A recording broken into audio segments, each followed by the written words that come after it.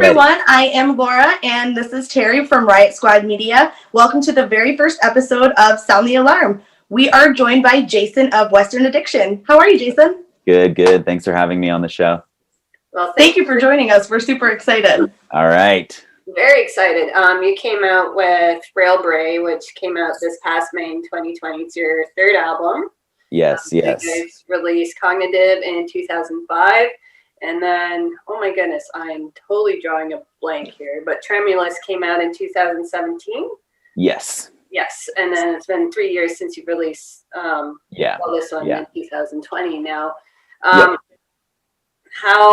has it been? Now, you guys took a bit of a break as like band members. Can we kind of just start at the beginning of absolutely how you guys met? Because I think it's a very interesting story.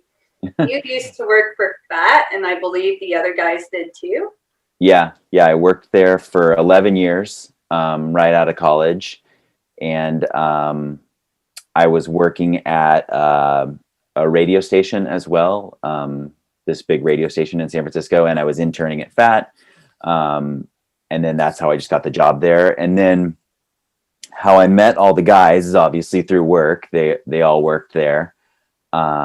But I'd worked at the label for years before I never thought about being in a band ever.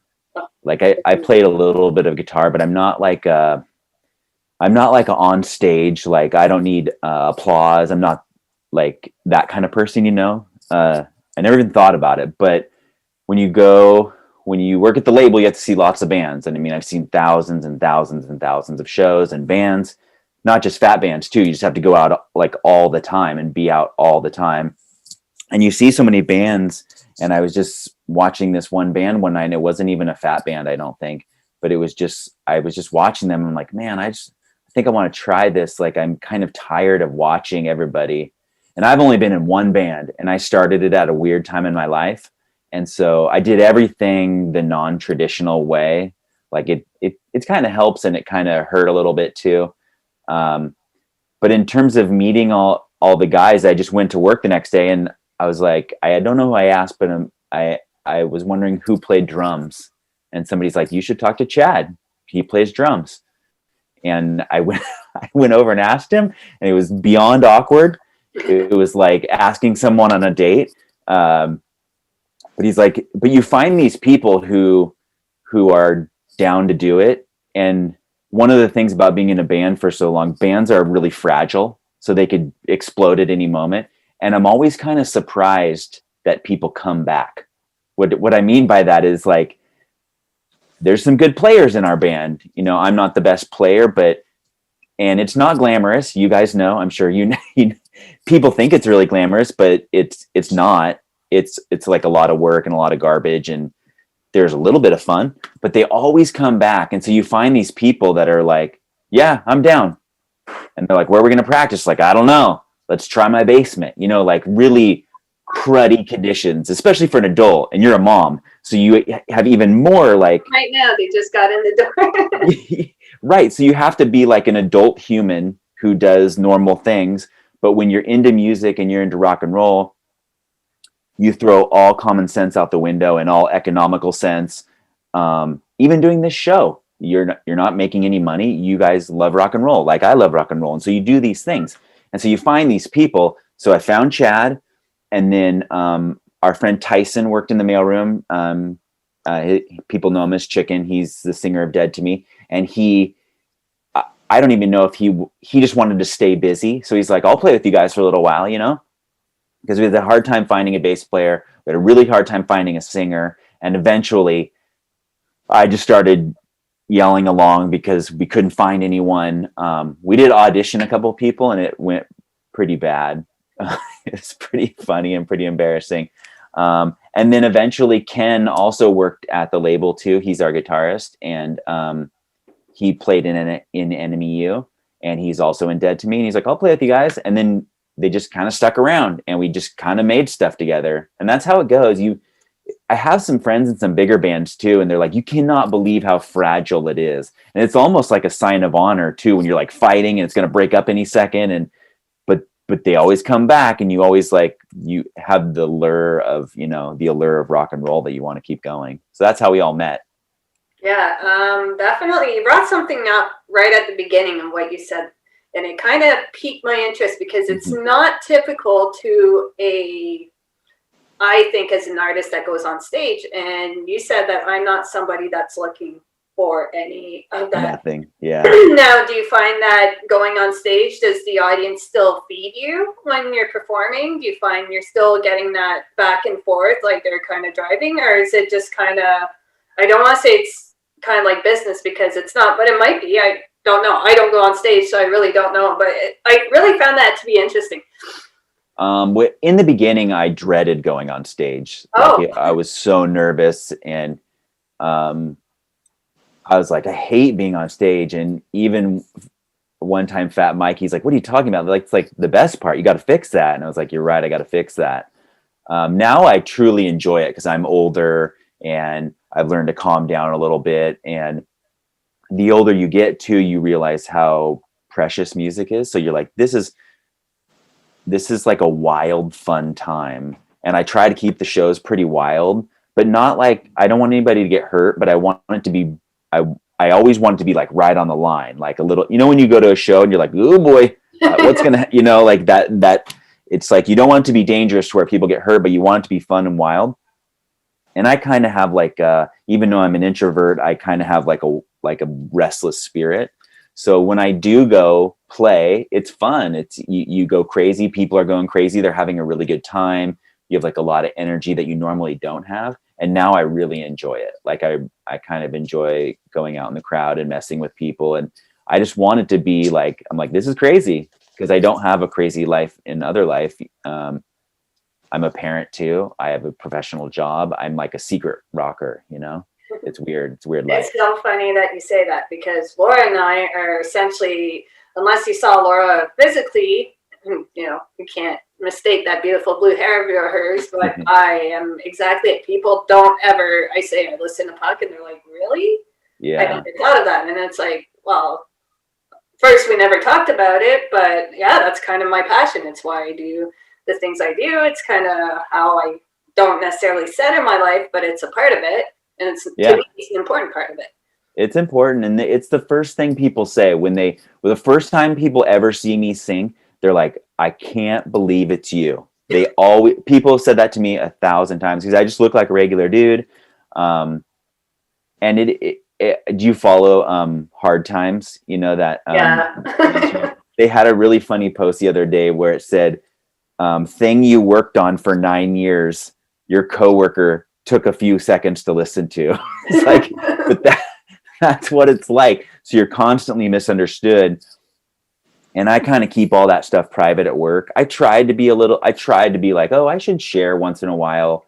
And it just never, it's like, look, I painted this painting for, 10 years. Check it out. They're like, cool. Anyways, bring the cheese in and bring the wine in. And it's so I'm just like, I'll just keep all those worlds separate. And that's okay too. I'm okay with that. No one should have to like, what you like on your private time.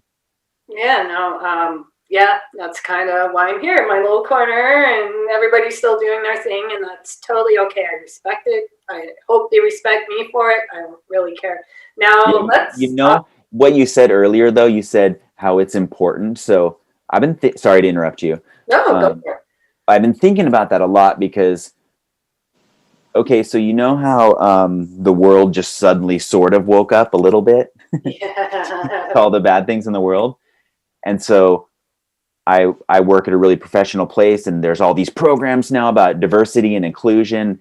And I've been thinking about that a lot lately. Like, I know everyone's talking about it, but it's like, wait a second, I know all this stuff. And I knew it because I learned it when I was a teenager because I held up Propaganda CD and it says anti-racist, anti-fascist, anti-homophobic.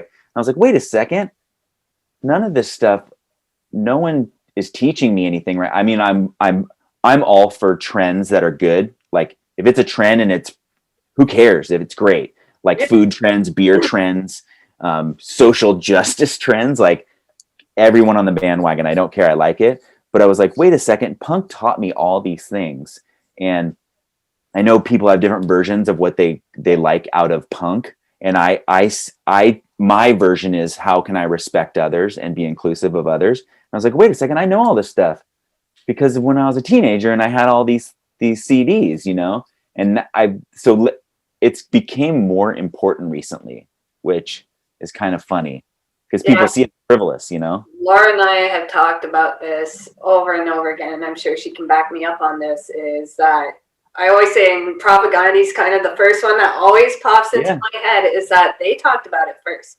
Any Flag talked about it first, you know. Bad Cop had a couple songs that talked about Suicide Machines, really talked about it first. Like, all these bands kind of saw exactly what was going on and have been teaching us for years now. Like, this is kind of like when I was sitting through inclusion training, because my company offers it too. It's like, isn't that just common knowledge? It like, should be.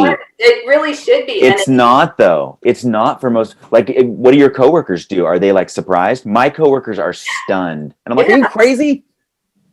Like, how could you not know that? Like, I just think it's about people who feel a lot, you know, and you're feeling other people, and you're hoping that you're respecting other people. And being a rocker and punk taught me that, so I'm kind of thankful now.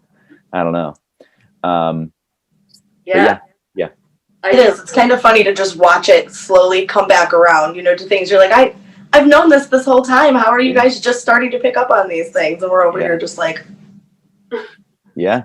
I just hide it, and I'm like, yeah, let's do this. Let's talk about it. I'm so glad. I'm hoping they'll wake up to the environment too. That's like the next thing. I mean, I like this racial injustice thing. I'm like, it's a definite problem, but now let's open up to the environment.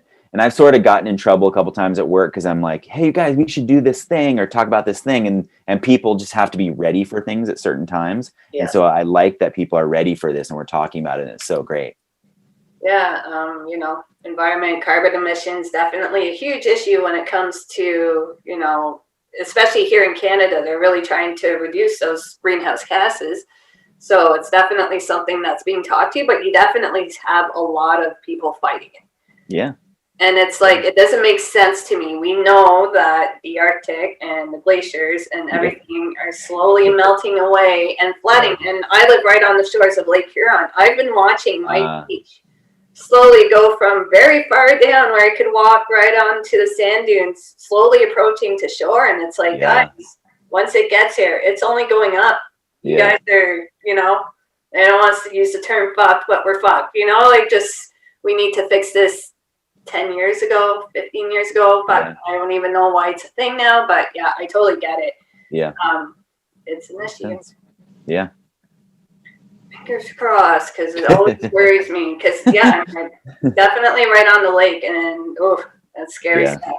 Now, you released Frail Bray. I kind of want to start with just the title. I thought that title was stunning.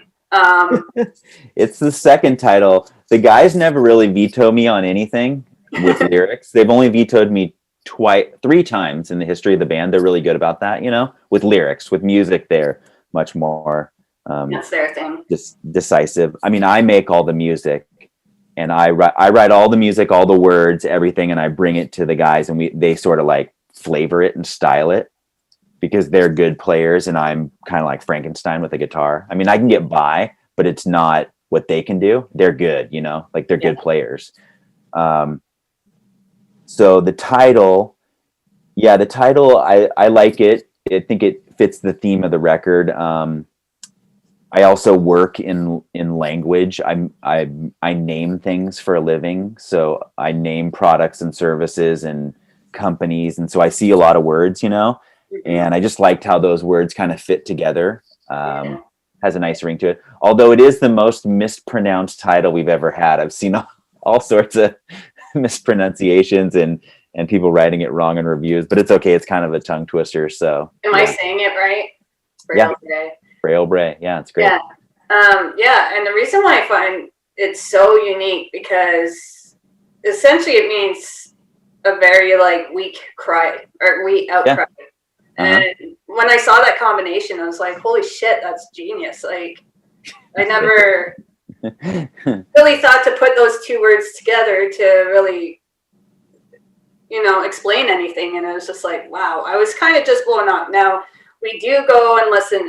Laura and I discussed this album pretty much at length. All right, thanks. That's so nice. I know, we maybe should have waited for like now to do that, but that's okay. We can do it again. Yeah, it was fun. So Cool. we heard a lot of solid rock and roll style riffs. Yeah. That we really enjoyed. My comparison, and I went with The Adolescents. I found that it had, that's nice. yeah, I found it had that very nice rockabilly type. Especially in their later years, I wouldn't so much compare it to that earlier style, but as they've progressed as a band, I'm starting to hear that sound coming through you guys. Cool. That's I awesome. love it. All right. It's very nice. They're not Adolescents. I don't want to say they're you guys because they're not even close to as hard as you guys, but definitely that rock comes through. And we do hide rock in there. Yeah, it's all. Oh yeah, I told Terry I got such like an AC/DC vibe, especially I think it's the end of Frail Bray, that song that I'm like, what is this? What are we listening to? We argued about because that riff. I also told her. I'm sorry. What'd you say? We argued about that riff a long time. It was like one of the biggest fights we had. Yeah. Because why? Yeah, really, it fits so well.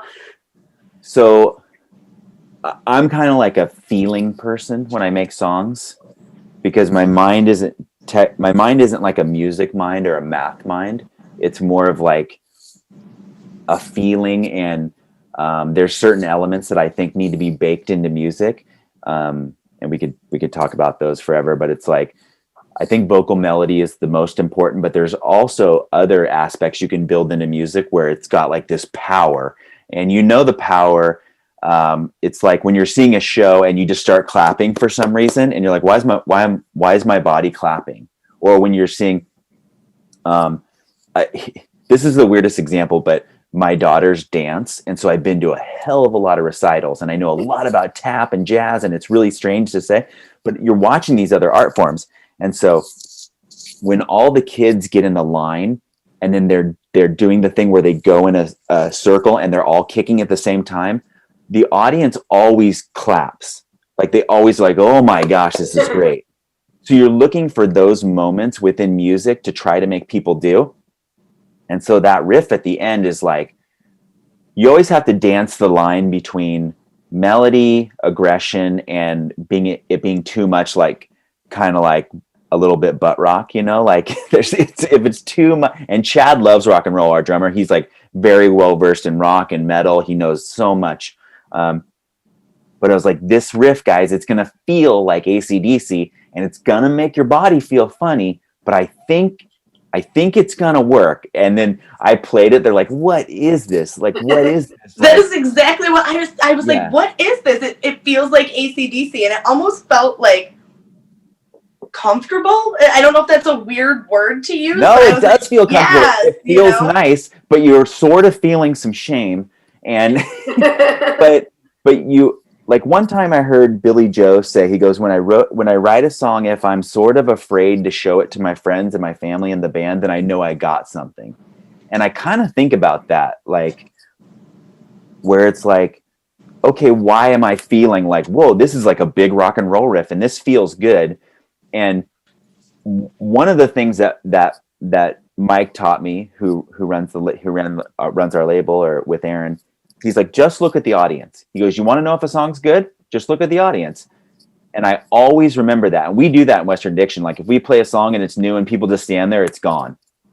So we played Frail Bray at this weird art show. Like we played this crazy art show, and there was like paper mache monsters, and there was people dressed up, and there was this drag queen right in the front. And I was like, okay, cool. And I could see they were dancing the whole night. And I was like, okay, I'm going to watch when we hit the riff in Frail Bray, and I'm going to see what happens. And sure enough, this person was just rocking. And I was like, I pointed to the dudes in the band. I was like, right there, see? Like you're watching people just like, oh, I have to clap. And those are the moments I'm trying to bake into the music. This is all pretty lame and pretty boring, so you can stop me. But no, awesome.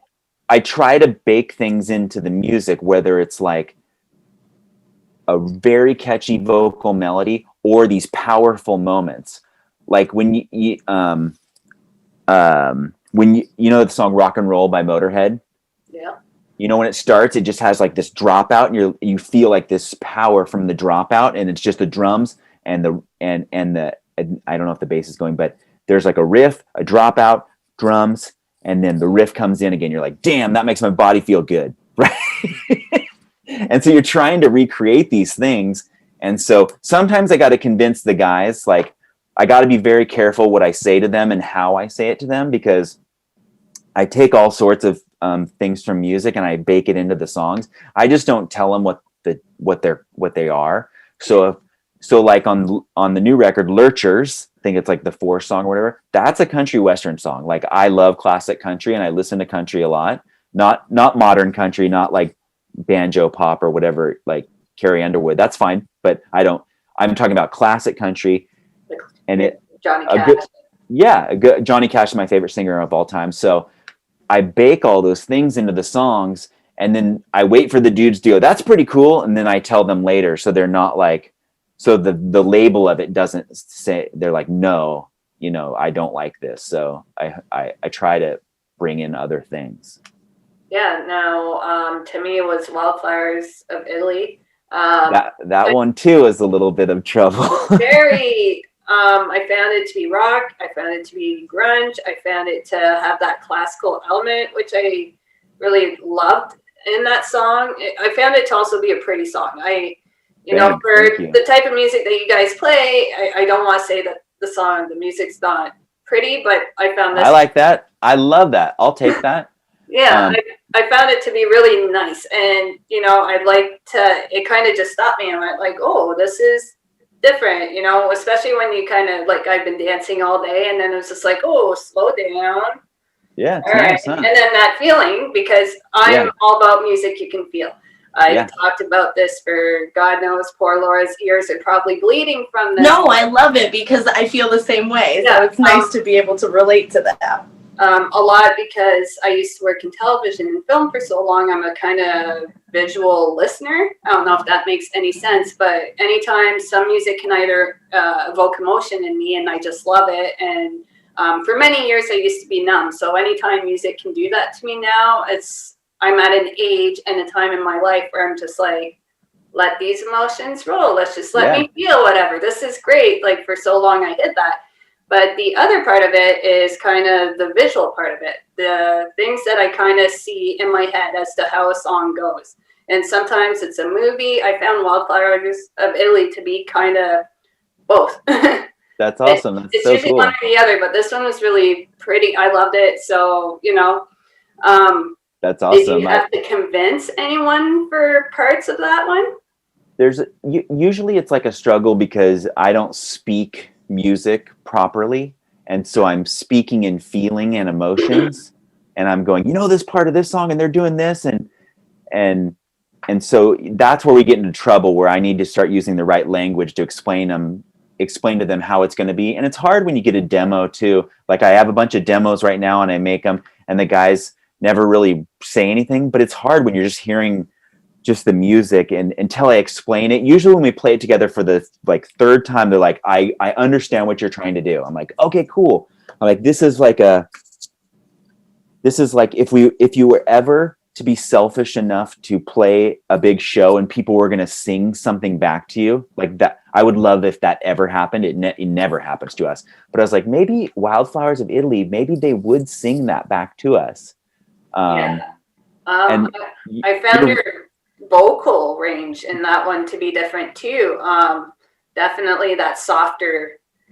That's scary. No, I loved it. I find you have a really good singing voice. Now, I did read your bio and you said that you just don't have that range, and I don't know. I think you really do. I think that it's tough, man. It takes some doing. I can scream pretty loud. Like, I didn't know, like, I can yell pretty loud. But really singing, I just don't have it. It's way harder. Like, that part was a struggle, but there are parts where I want to try something scary, or, you know, and the guys are pretty good about trying to convince me to, because the other guys can sing. Some of the other guys can really sing. But yeah, that part, I'm glad you noticed it. And I'm glad you noticed the rock too. The rock thing has been, prevalent. We played with Off and Bad Religion, and after the show, we were just in our dressing room, and Stephen McDonald from Off came into our room, and he was just chatting and eating chips, and he'd been drinking, like he was a little tipsy, you know.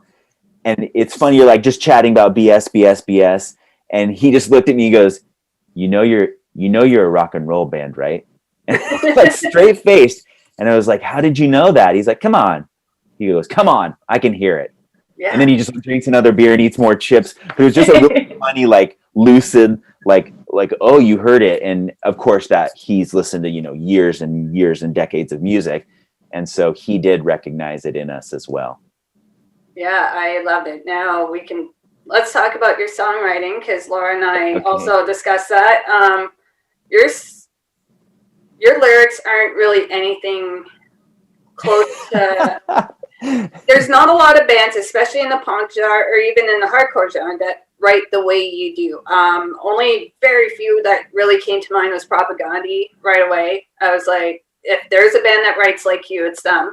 Bad Religion, I found to write like that too, but it kind of just stopped there. I'm going to go back to Adolescents. Have a couple songs that kind of, I don't know if it's the lyrics or the rock, but I did find some similarities in that too. But your writing is just, you're like a wizard with words. That's kind of. Get out of here. I'm blushing. Thank you. That's nice. No one ever listens to lyrics, so it's nice when people say something about it. Yeah. I actually, so listening, I, like Terry too, I like to try and like paint a picture in my head. So I'm like, as I'm listening, I'm like, I have to look some of these up because I want to make sure that I'm getting it right. And then as I'm reading, I'm like, oh my God, okay, this is insane. And Terry and I talked about this a little bit too, but you almost have to like read between the lines a little bit too, So I found myself just kind of going back and like re-listening just a couple times. And I'm like, I kind of going back to what you said about your bandmates. Like after the third or fourth time, I'm like, okay, I got it now. I get it. Like this is what they're trying to do here. And it's really cool. Thanks. That's what I did when I was younger, when I did the same with Bad Religion. I was like, what words are these? I don't know what he's even saying. And so I look them all up and I'm like, that's interesting. And then I just started to be drawn to people that make interesting lyrics. So Greg Graffin's a favorite. Morrissey's lyrics, they're so weird. And I listen to so much music, and you see people that are such good musicians and players, and then they just have the goofiest lyrics. Like, why would you be such a good musician and then just put, I love you tonight over this? Like, oh man, there's so many interesting things to talk about. I will say though that I'm trying to, like, some of my favorite singers, they're interesting, but they're not cliche. And I want to try to get to that point where I can write a little bit more clear. Because sometimes you see kids in the front row and they're trying to sing along and they're saying the craziest stuff. And I don't blame them. I'm like, oh, buddy, that's all wrong. But that's okay, because it's hard. It's so funny. Like I see them trying. I'm like, oh man, I want to make it a little easier so they could, sing along. But I tried my best, and I don't really throw words away. And every lyric means something. Even on Tremulous, we had this song called "Your Life Is Precious," and I explained each line to the guys because I'm like, each line means something. It means something to all of us. And I explained it, and they're like, oh, that's cool. But you would never really know unless somebody explained it. And I like explaining lyrics too. I don't like when bands are like, you got to interpret it. Like, that's ridiculous. Like, if it's something that's so lame, I won't tell anyone about. But I like talking about it and what the songs mean. And I love that when I like that when I'm a fan. I love hearing about like the backstories of songs. That's super cool to me. It's really interesting. Yeah, like I know for me, I like to interpret it in my own way, but I also want to know why, like how it made it into my ears. I want to know why you wrote it. I want to know what the thought process was there. All of that stuff is interesting to me, and it makes me appreciate the music a little bit more too when you know kind of where it's coming from, that it wasn't just jumbled together, like you said, with these corny lyrics over top of something really great. You have to listen, and you have to soak it in and process it. And I love that. Cool. Yeah. That's good. Thanks. And Thanks so much. And I kind of felt that there was a different mindset with this album, especially. I don't want to say it was doom and gloom for the last one, because that's it was pretty bunk.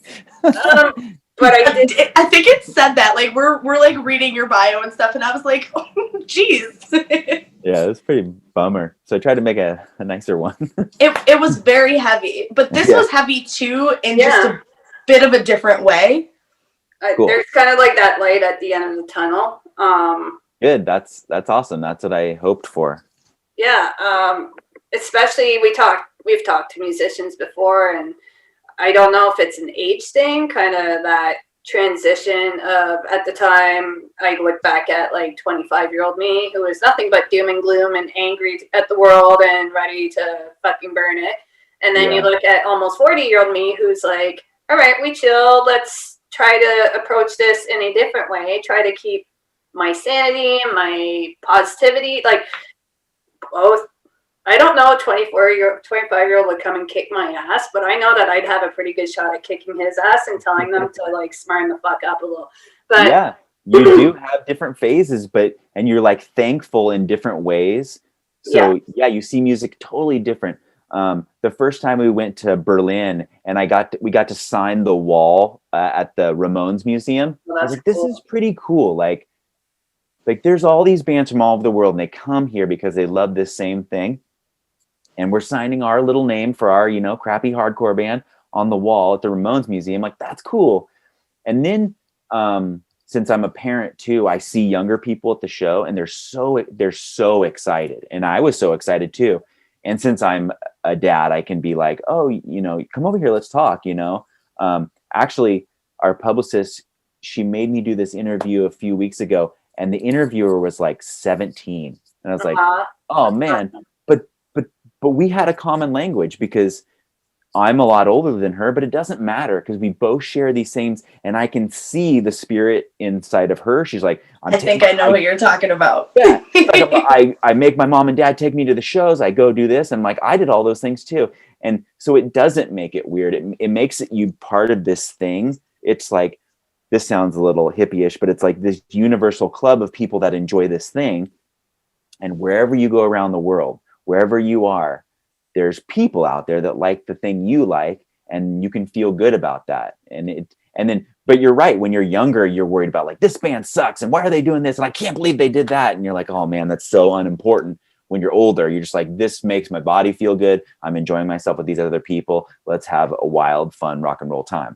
And that sounds silly, but it's true. Back in the day, I would never think of wearing, running shoes. Something simple as running shoes. I would just be stuck in my Vans all day. They would never come off my feet. And now almost 40-year-old me is like kind of looking at both, going like, all right, which one's going to give me the best support for this show?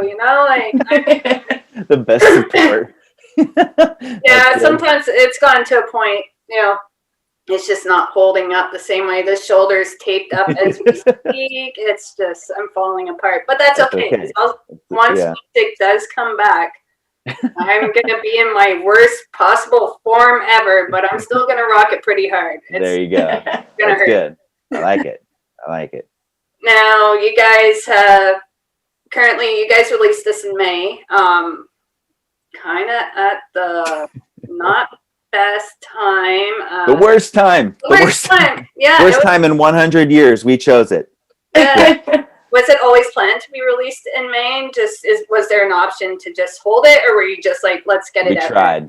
We tried to hold it. Yeah. We could.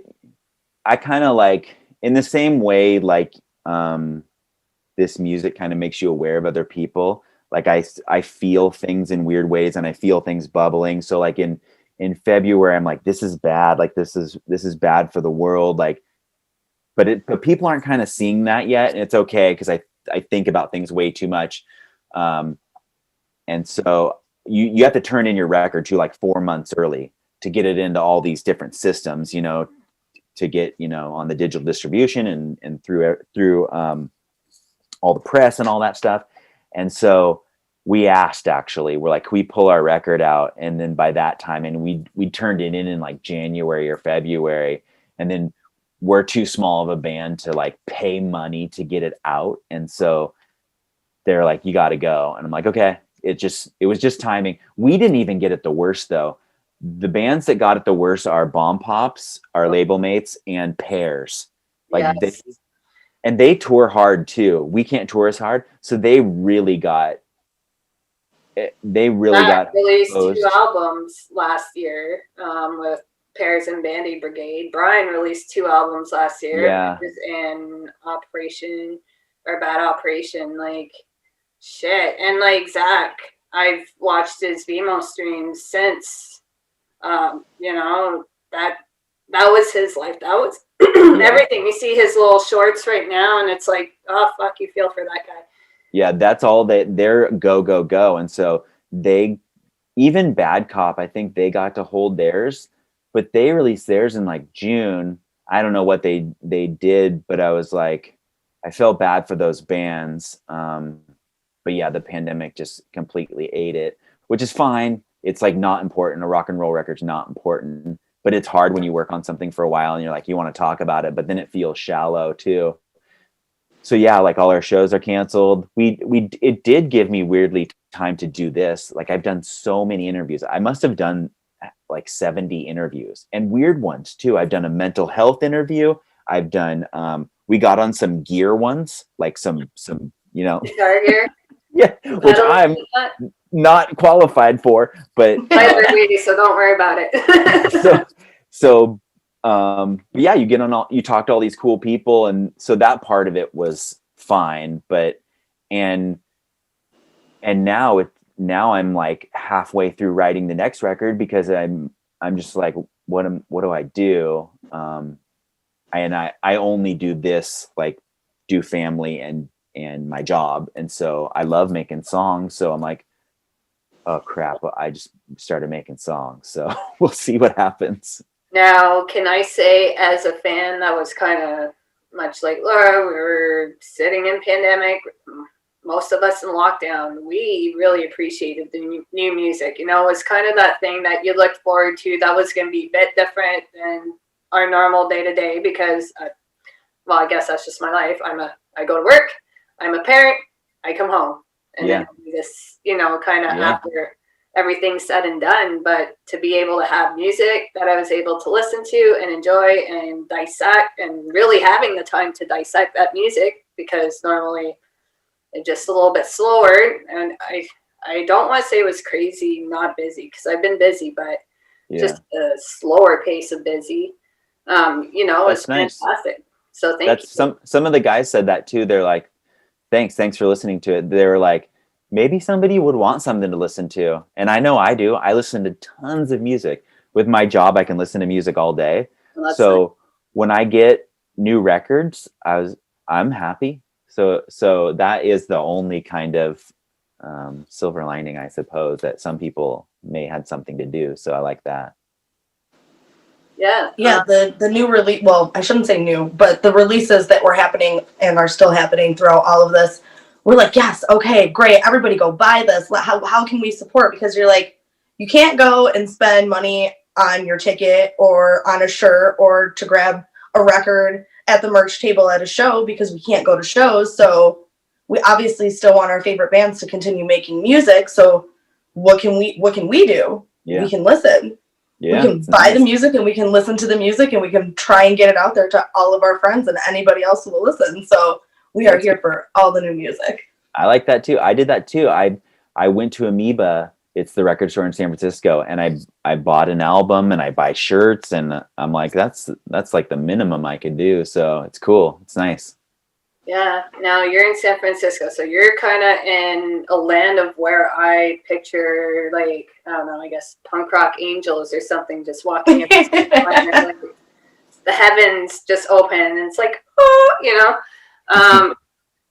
How awesome is it that you can still hit these huge record stores? Like here, essentially almost all record stores are just like gone. So any LPs, EPs I have to pick up essentially have to be online, but you get to go to these brick and mortar stores and go check out their selections and talk to the person behind the counter. That's, to me, still pretty cool.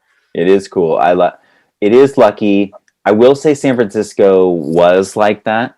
The heavens opening up. It is not like that anymore.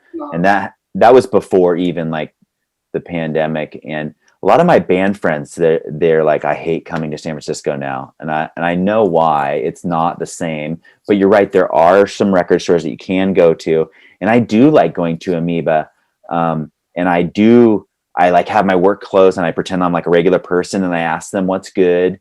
And they have a good metal section. And it's pretty funny. Once they know I'm of their kind, they'll open up and tell me the good stuff, but it takes a little doing.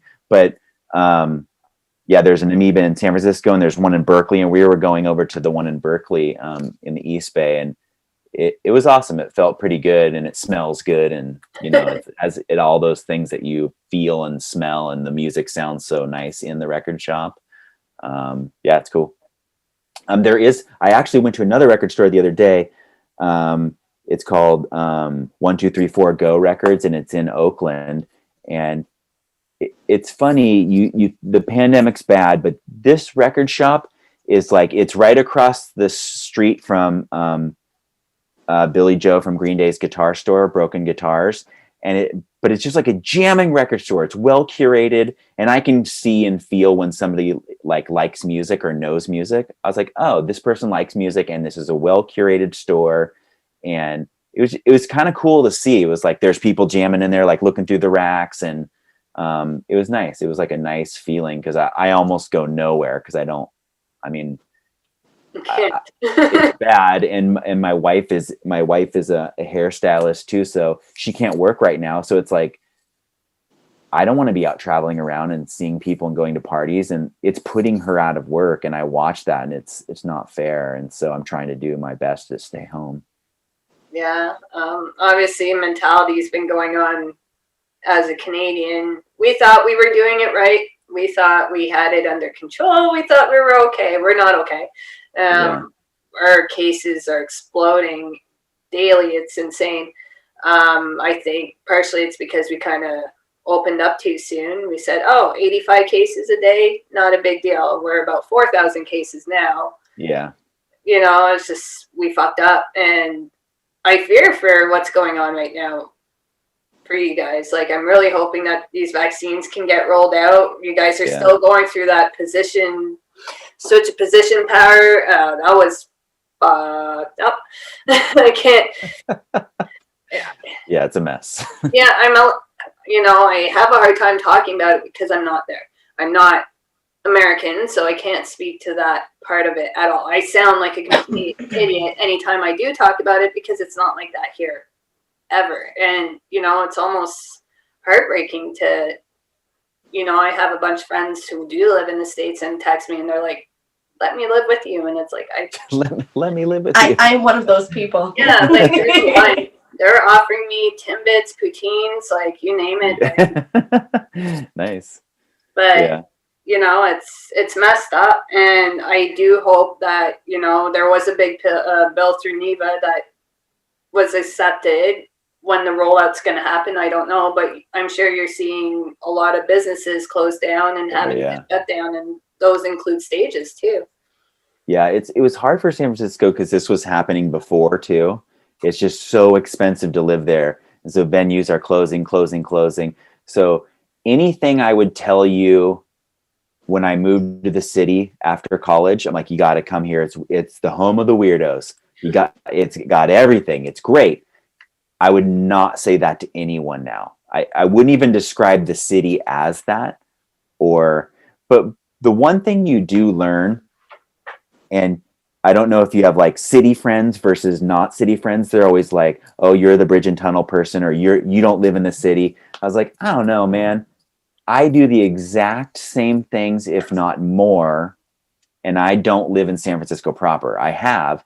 And so I think you can build like, you can be interesting wherever you are. If you have you ever listened to Damien from he has that podcast called Turned Out a Punk? I'll have to check it out. Yeah. but he says this thing. He goes, you build your own culture wherever you are. And it's true. It's like, it's my job to be interesting, and it doesn't matter if I'm in the heart of New York City or if I'm in Omaha.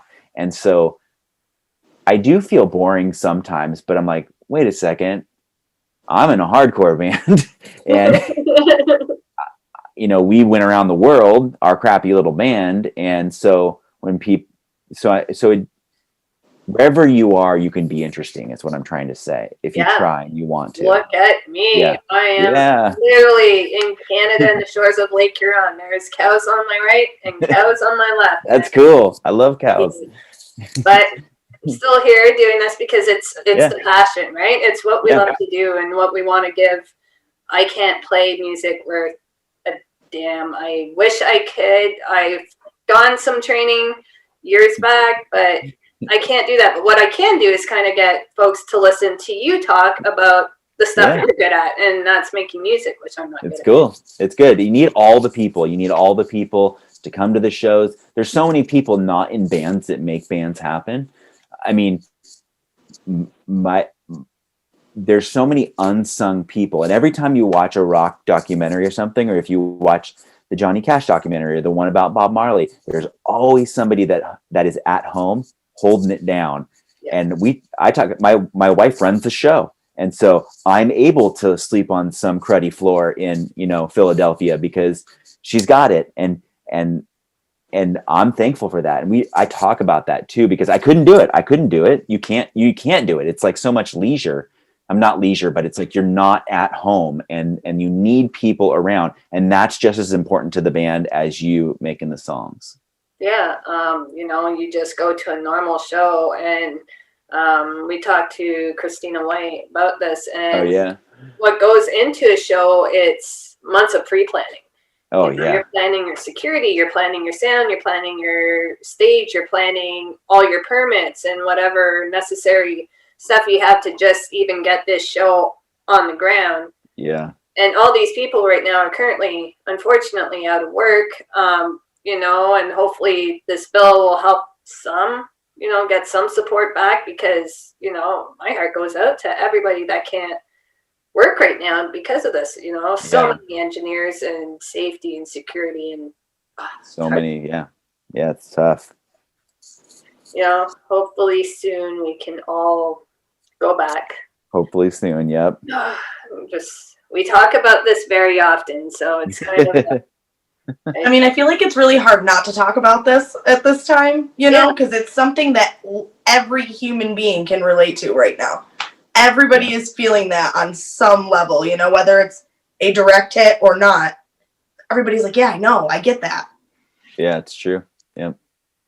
Now, you said you're kind of planning some songs and demoing songs at the moment. Is there any, like, if we were in a perfect world, would you be still touring this, Frail Bray? Would you go into touring that? Because I would love to see it, just to put it out there.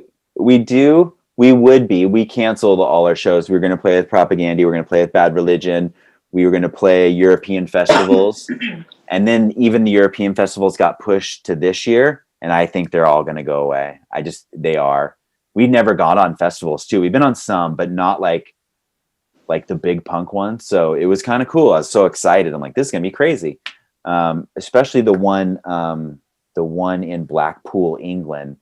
I can't remember the name. I forgot what it's called, but it's just got the most charged punks, like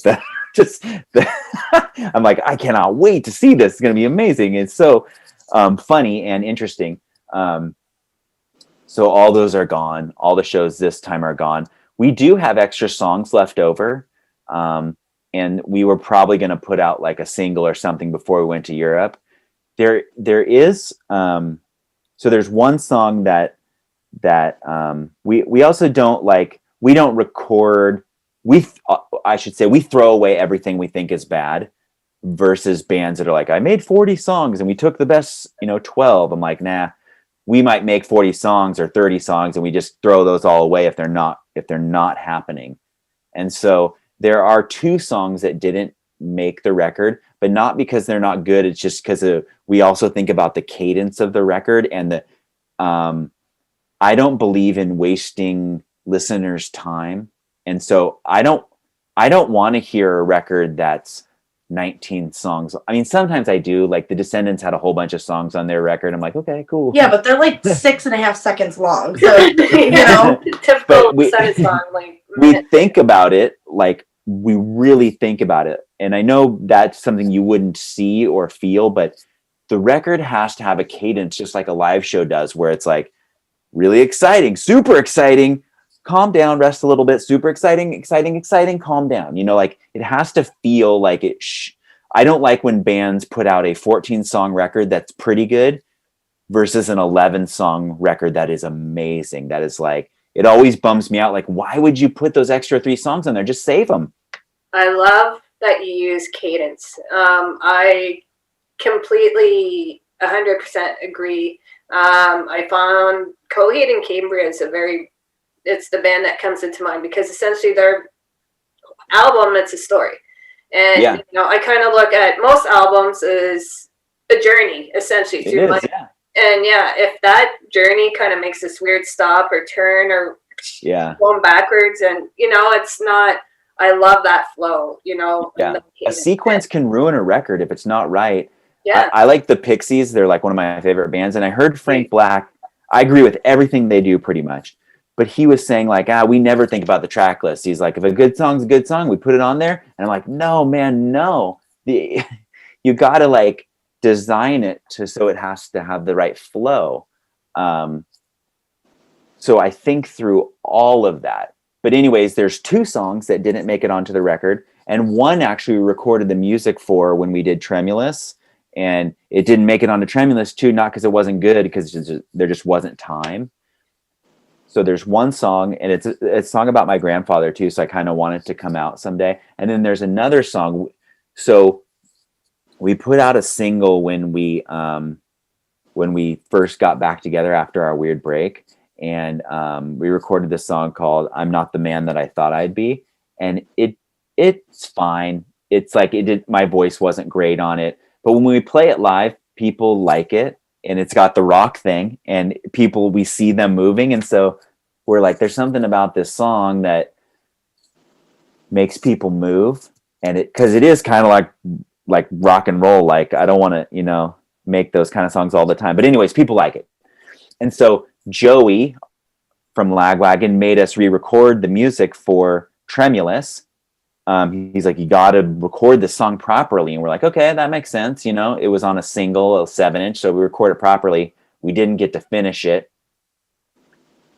So we finished it this time. And we had Brenna from The Last Gang sing on it. She does it's a duet. So there's like, she does the female part. And her voice is so good. It's because I've been looking for a person to do this. On the 7-inch, I had this one friend. She's in a metal band, and she was good. Her name was Dara. She's in this band Serpent Crown, and she's got a great voice and a metal voice. But there was something that wasn't quite right. Like I wanted someone like Joan Jett, but like hardcore Joan Jett.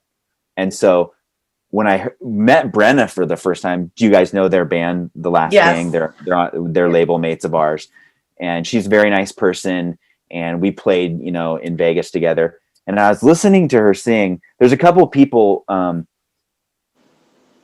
being at the label that can really sing. I mean, there's lots of, you know, dudes like me that can scream, but it's like she can really sing. Also, Chuck from the Mad Caddies, he can really, like a real singer person. You know what I mean? You don't have to be able to sing great. Joe Strummer's not that great of a singer, but one of the best performers of all time, and it doesn't matter because he's all heart and his voice is good, but Chuck can really sing and Brenna can really sing. And so she sang the female part of that, and it turned out so good. And we argued whether it should go on the record or not. And actually Erin, who runs the label, who runs FAT, she's like, you guys are crazy, you're putting that on there. And it was like, we argued, but we just wanted to have all new stuff, like all new. And so we didn't put it on there, but I never say anything's good because I don't know if it's good. I know if I like it, but that's different. This sounds kind of cool to me, and I'm kind of excited for people to hear it. Like, she did a really good job. She came into the studio and she sang it one time and she walked out and she's like, what was that? Okay. I'm like, well, that was actually perfect. Can it can you make it grosser? And she's like, sure, no problem. And it's because she was singing so well and she was so on. I'm like, make it kind of yucky, you know? And she did, and she pushed really hard, and it sounds cool, man. And I want that to come out. So I thought we would put that out, but Chad doesn't really like 7 inches. He likes longer records, or which we're going to maybe do like a 4-song thing. But now I got all these songs, and I've already recorded 6 songs, and I'm going to make 17. So I don't know what's going to happen. I like making songs though. I'm constantly making songs, and I have little parts, and I have little words saved, and I put them in this big old mess, and then they float around in the air for a while, and then I grab parts and smash them together and see what happens. So I kind of just picture a giant vision wall where like, it's a mess. You chopped up like word here, like it's such a mess but I kind of like doing that too, because I believe it's exhausting to be in Western Addiction too, because I think a lot, and I when I bring a song, I didn't just pop those chords together. Like I thought about it forever. But I even brought in some charts because the guys weren't understanding what I was saying. So it's like, okay, here's the song mapped out. Here's what the melody could do. And I've run all the melodies in my mind, because I'm not really good enough just to sit down at a guitar and like do it. I could do it, but one thing I've learned at my work is that the natural inclination for a human is to make an idea and it's pretty good and stop, right? But if you stop, you're not going to get to the second, third, fourth idea that's good. So I try to run all those ideas, but I don't do it with the guys because they would quit, like on the spot. So I do all the gross work myself. And so I drew a chart of the song, and I drew the melody, how I would visualize it in my mind. And then they're like, this we can understand, like this makes sense. And so you kind of give them easy choices. We're like, this melody sounds good. Because sometimes I want to bring in more melody, but it can't sound too poppy, and it can't sound it has to have like the right edge. So I try to make sure that I give them the option to make sure it sounds heavier. Yeah. Good on you for putting thought into your music. It sucks. Sucks. It's painful. But it's beautiful to us, and it comes through. It's not something that, it's just put out there. We definitely feel that thought was put behind it. We see the work. We don't actually see the physical work, but there's definitely, there's so many bands that come in. They're like, we walked in studio, we recorded in 3 days, we left, and here we go. We got this album. And it's like, okay, well, how long did you write this in? Oh, a week and a half. And it's like, you hear that. Yeah, you hear it. And do you ever listen to I listen to all those shows about how to make a song, like Song Exploder, and I don't like it. So people ask me all the time, how do you make a song? And when you listen to Song Exploder, that's what I want to hear. I want to hear the exact disgusting parts of how you make a song. And somebody will just say, well, I want it to be like this, and I was feeling this, but I want to know the gross parts of it. One time I interviewed Russ from Good Riddance for this magazine. I was like, tell me how you make a song, but don't tell me I had the idea of I wanted to do this. I want to hear the yucky parts of it. And he told me, and it was cool. And it's similar to how I make songs too.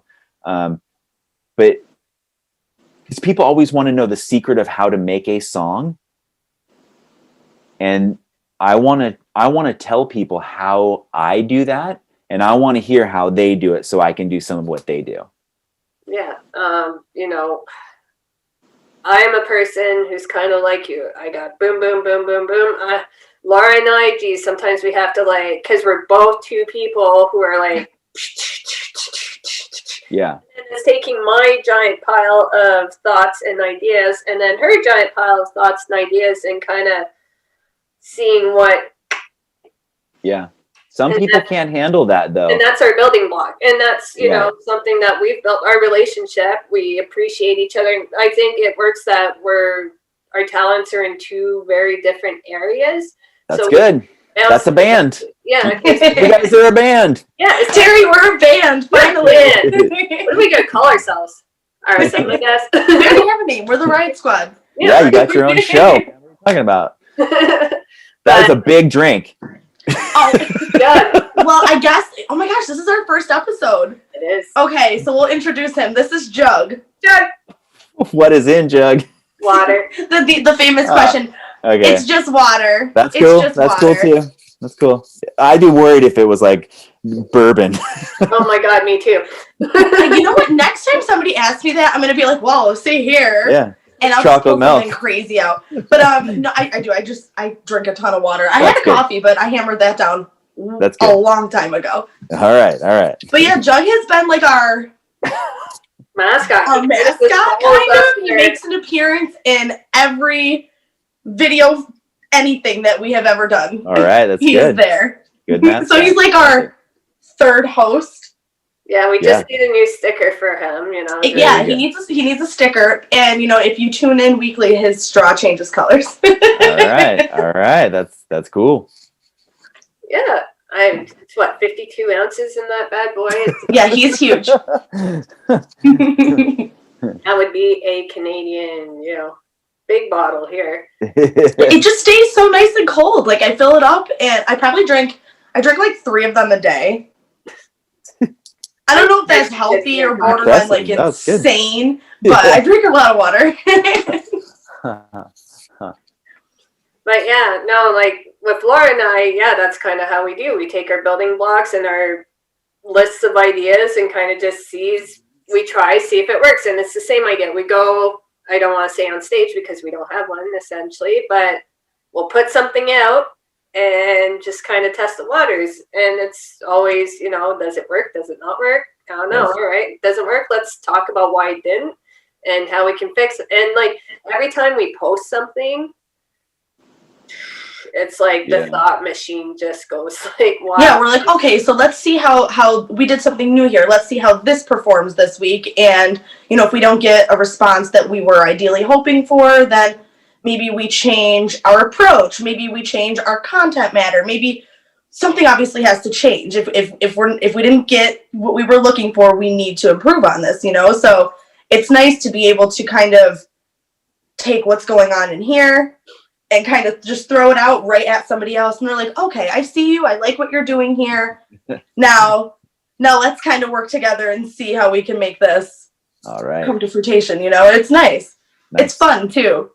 Yeah. Nice. And it seems like you're kind of the giant cog and then they're just the little tiny gears around it. But without you, essentially nothing fits. They probably do fit in their own way, doing their own thing, but I think you guys just work so well. Like the sound is very solid. It works, it's like that puzzle, and that puzzle just fits really well. And I don't know many songs that you guys have put out where I've had to be like, okay, it's okay. Like everything from the writing process to the lyrics and to just the instrumentation of it is just so well put together. And you can tell that it's done with thought. And I, as a fan, really appreciate that you've taken the hours, months, weeks, years to put that together for us because, awesome. God, it's just so frustrating to have somebody put in a week's worth.